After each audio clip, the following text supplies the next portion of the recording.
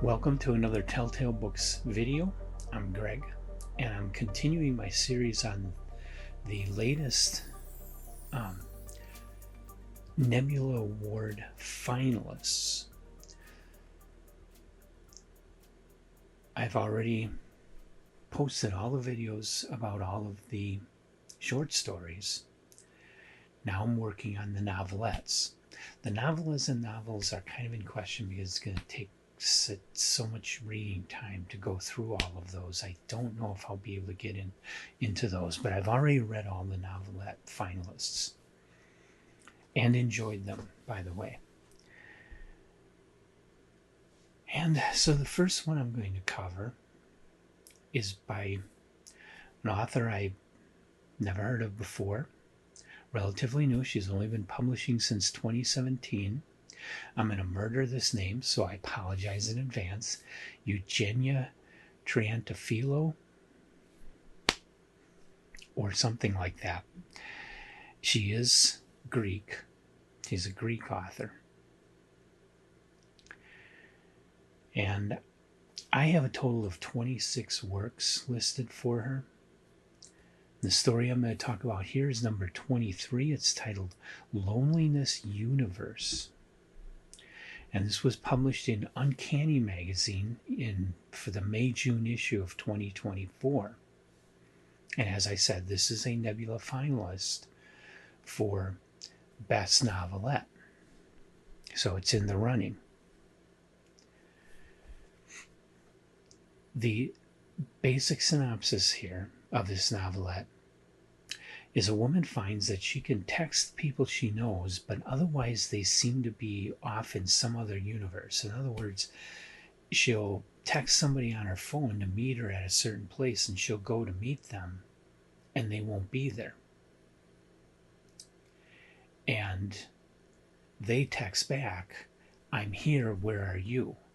So they're both there, they're just not there in the same universe, but for some reason text messages can get through to different universes.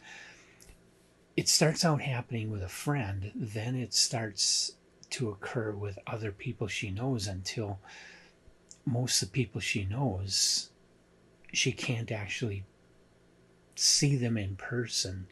All she can do is text them. And it starts to spread to other people. Other people start having the same problem, and it just keeps growing and growing.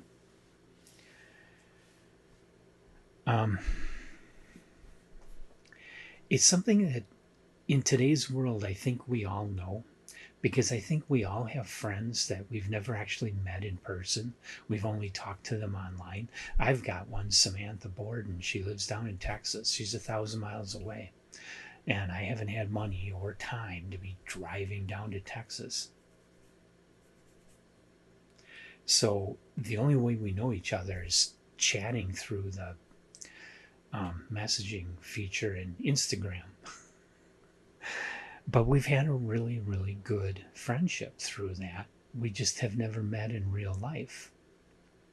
So it is kind of like she's in this other universe, which sometimes, based on what I see in the news, I think Texas is another universe. Anyway, this story kind of takes that idea and runs with it, and throws in this whole science fictional thing of it really being disconnected and the people aren't in the same physical universe, and captures the feeling of this, where everybody ends up completely alone. And it is true that in our society, our technology is pushing us further away. I don't go into an office and work anymore. Even if I did, I could go into the hospital in Manitowoc, where I was originally hired to work. But when we got affiliated with a larger health system, I became part of a marketing department that is mostly down in the Milwaukee area. And during the pandemic, they made the decision to have everybody work from home. So the entire department that I work in, everyone works from home. Nobody goes into the office. So even if I did go in and sit in my physical cubicle that is assigned to me, it's still there, it's still got my name on it.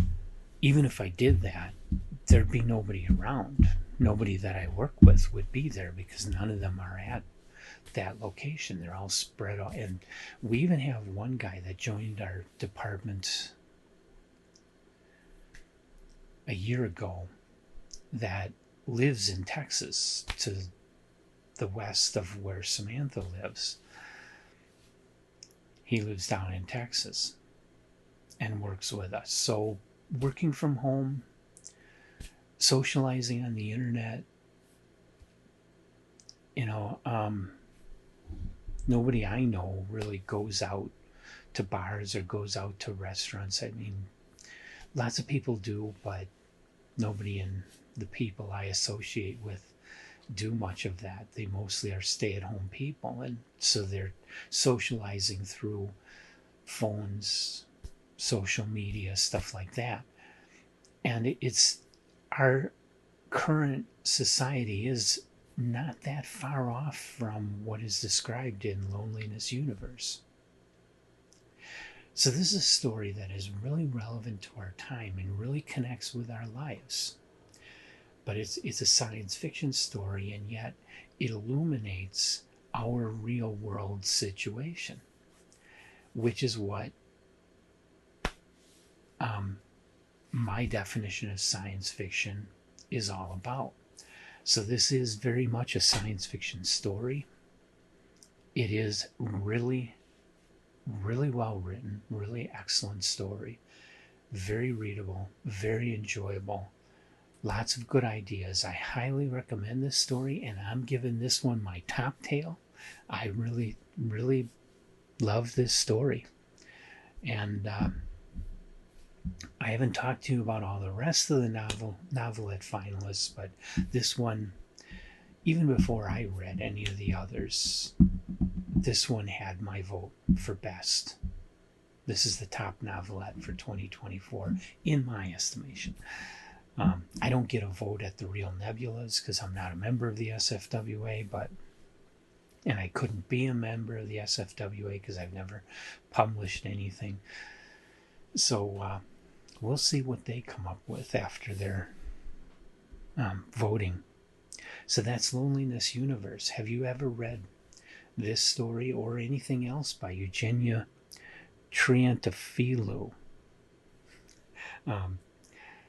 If so, leave your comments in the comment section on the video. Love to hear those. Love to hear other thoughts, other takes on these stories if you've read them. And come on back. I am going to be talking about one more. I question this because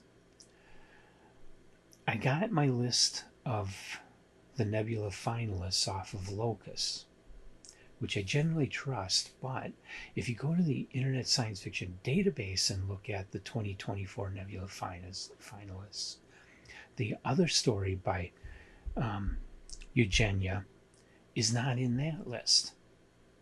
I haven't gone to the SFWA to check against them. They should be the last word in it. I haven't done that yet, but I'm not sure if the other novelette by this author actually did get into the finalists, but I read it because it was on the Locus list. So I will be talking about that one in my next Nebula finalist video. Until then, I hope you'll hit the like button and the subscribe button.